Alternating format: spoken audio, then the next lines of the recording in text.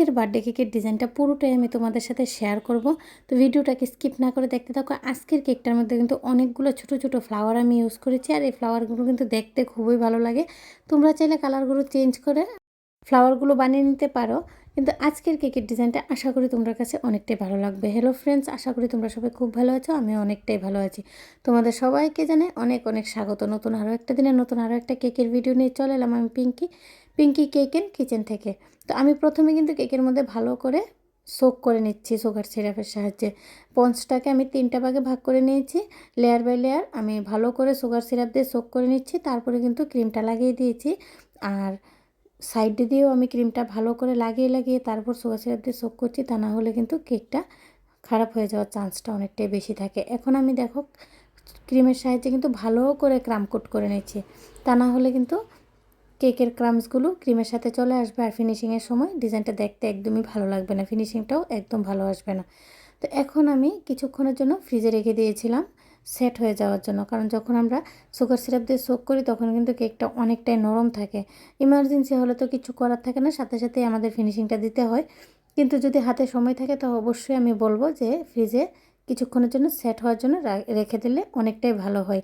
কারণ এখন অনেকটাই গরম পড়েছে আর ক্রিমটা তাড়াতাড়ি মেল্ট হয়ে যায়, তার জন্য কিন্তু যদি ফ্রিজের মধ্যে একটু কিছুক্ষণের জন্য রেখে সেট করে নেওয়া হয় তাহলে কিন্তু ফিনিশিংটা দিতে কোনো রকমের কোনো সমস্যা হয় না, ফিনিশিংটা অনেকটাই ভালো হয় দেখতে। তো আমি এখন পিঙ্ক কালারের ক্রিম নিয়ে নিলাম। আজকের কেকটা তো আমি বার্থডে ওকেশনের জন্য বানিয়েছিলাম, আর ডিজাইনটা কিন্তু আমাকে দেওয়াই ছিল। আমি শুধুমাত্র চেষ্টা করেছি যেভাবে ডিজাইনটা ছিল সেম টু সেমভাবে বানিয়ে দেওয়ার জন্য। তো ভালো করে ফিনিশিংটা দিয়ে দিতে হবে, ফিনিশিংটা যদি ভালো না হয় কেকের ডিজাইনটা কিন্তু দেখতে একদমই ভালো লাগবে না। তো আমিও চেষ্টা করেছি যতটুকু আমার সম্ভব হয়েছে, আমি ভালো করে কিন্তু ফিনিশিংটা দিয়ে দিয়েছি। যারা নতুন আছো হয়তো বা প্রথম ফিনিশিংটা এত বেশি একটা ভালো আসে না সবারই, যারা নতুন কোনো কাজ করতে যায় তখন একটু ভুল হয়েই থাকে, কিন্তু আস্তে আস্তে সবটাই ঠিক হয়ে যাবে। আমি এত বছর হয়েছে কেক বানিয়েছি, তবু আমি বলবো না যে আমার ফিনিশিং একদম ভালো আসে। তো চেষ্টা করি যতটুকু ভালো আসে ফিনিশিং দিয়ে দেওয়ার জন্য চেষ্টা করি। তো এখন দেখো আমি পিঙ্ক কালারের ক্রিম দিয়ে কিন্তু সুন্দর করে ফিনিশিংটা দিয়ে দিয়েছি। এখন আমি ডিজাইনে চলে যাব, আর রাউন্ড করে একটা দাগ দেওয়ার আগে আমি কিন্তু একটা বাটি নিয়ে নিলাম। বাটিটা দিয়ে কিন্তু ভালো করে রাউন্ড করে দাগটা দিয়ে দিয়েছি, তা না হলে কিন্তু দাগটা একটু ভুল হতে পারে, তার জন্য কিন্তু একটা বাটি ইউজ করলাম, একদম ইজি। তো একদম রাউন্ডও হবে, তার জন্য কিন্তু বাটিটা ইউজ করে নিলাম। আর এখন আমি দেখো পাইপিং ব্যাগে হোয়াইট কালারের ক্রিম নিয়ে নিলাম, আর এখানে ছোট্ট করে পুঁতিমালার মতো বানিয়ে দিচ্ছি ক্রিমের সাহায্যে। আর এখানে আমি কোনো রকমের নোজাল ইউজ করিনি, জাস্ট পাইপিং ব্যাগটাকে ছোট্ট করে একটা হোল করে নিয়েছি, কাট করে নিয়েছি। তারপরে কিন্তু এই ডিজাইনটা খুব সুন্দর বানানো যায়। এভাবে সুন্দর করে ডিজাইনটা আমি বানিয়ে দিলাম। আর উপরে দেখো আমি একটু ব্রাউন কালারের কিছু ক্রিম নিয়ে নিয়েছি, যেভাবে ডিজাইনটা ছিল তা আমি দিয়ে দিচ্ছি এভাবে একটু। আর এখানে এইগুলোর উপরে কিন্তু ফ্লাওয়ারগুলো হবে, যে সাইডে ফ্লাওয়ার হবে আমি আগেই মার্ক করে নেব, কেননা আমার কাছে একটাই ফোন আছে, ফোনের মধ্যে আমার ডিজাইনটা। আর ফোনটা যদি এভাবে মার্ক না করি তাহলে আমার ভুল হয়ে যাবে, কোন জায়গাতে কোন ফুলটা বসানো দরকার আমার ভুল হয়ে যাবে। তার জন্য কিন্তু আমি ফোন থেকে দেখে আগেই মার্কটা করে নিয়েছি, তারপরে আমি ডিজাইনটা করছি।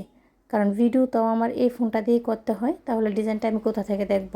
তার জন্য কিন্তু আমি প্রথমে হোয়াইট কালারের ফ্লাওয়ারগুলো বসাই দিতেছি। আর তোমরা আশা করি তোমরা বুঝতে পারছো আমি ফ্লাওয়ারটা কেমনে বানাইছি। এখানে কিন্তু আমি একদম ছোট রোজ নোজালটাই ইউজ করেছি, আর নিচেও দেখো সাইডেও ফ্লাওয়ারগুলো হবে। আর যে জায়গাতে যে কালারের ফ্লাওয়ার হবে সেই কালার দিয়ে আমি মার্ক করে দিয়েছি। প্রথমে যেহেতু হোয়াইট কালার দিয়ে হবে তাই আমি হোয়াইট কালার দিয়ে মার্ক করে দিয়েছি। আর এখন দেখো হালকা ভায়োলেট কালার দিয়ে হবে, খুব সুন্দর ছিল কম্বিনেশনটা, এতটাই সুন্দর ছিল কি বলবো। তো এখন আমি ভায়োলেট কালারের একটা ফ্লাওয়ার বানিয়ে নিলাম, আর যে জায়গাতে ভায়োলেট কালারের ফ্লাওয়ারগুলো বসবে আমি সেই সব জায়গাতে কিন্তু সুন্দর করে ভায়োলেট কালারের ফ্লাওয়ারগুলো বসিয়ে দিচ্ছি। আশা করি তোমরা বুঝতে পেরেছো আমি কীভাবে ফ্লাওয়ারগুলো বানিয়েছি। তারপরেও যদি কোনো রকমের কোনো সমস্যা থাকে অবশ্যই কমেন্ট বক্সে জানাতে পারো, আমি তোমাদের সুবিধা মতো ভিডিও অবশ্যই নিয়ে চলে আসবো।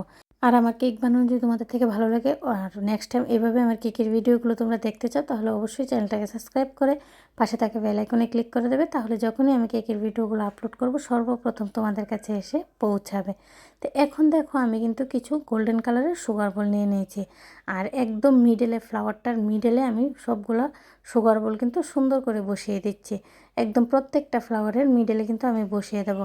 আর বসানোর পর দেখবে অনেকটাই হাইলাইট হয়ে গেছে, আর দেখতে কিন্তু অনেকটাই ভালো লাগে।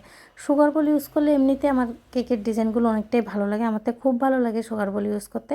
তোমাদের কাছে কেমন লাগে অবশ্যই কিন্তু একটু কমেন্টে জানাবে। আর উপরে আমি কিছু সিলভার কালারের সুগার বল সুন্দর করে ছড়িয়ে দিচ্ছি, বার্থডে টপারটা লাগিয়ে নামটা লিখে দেবো। আমার কেকের ডিজাইন কিন্তু একদম রেডি হয়ে গেছে। অবশ্যই কমেন্টে জানাবে আজকের কেকের ডিজাইনটা ও ভিডিওটা তোমাদের কাছে কেমন লাগলো। তো আজকের মতো এই পর্যন্তই। নেক্সট টাইম নতুন আরও একটা কেকের ভিডিও নিয়ে তোমাদের সবার সাথে আবারও দেখা হবে।